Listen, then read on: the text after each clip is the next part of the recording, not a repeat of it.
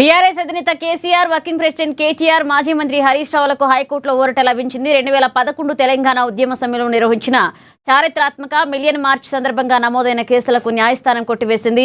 ఆనాడు tank bund పై జరిగిన ఘర్షణలు, మీడియా వాహనాల ధ్వంసం ఘటనలో పోలీసులు వీరిపై కేసులు నమోదు చేశారు. అయితే ఈ హింసాత్మక ఘటనలతో నేతలకు ఎలాంటి సంబంధం లేదు అని పిటిషనర్ల తరపు న్యాయవాది వాదనలతో ఏకీభవించిన హైకోర్టు తుది తీర్పునిస్తూ ముగ్గురు నేతలపై ఉన్న కేసులను కొట్టేస్తూ నిర్ణయం తీసుకుంది.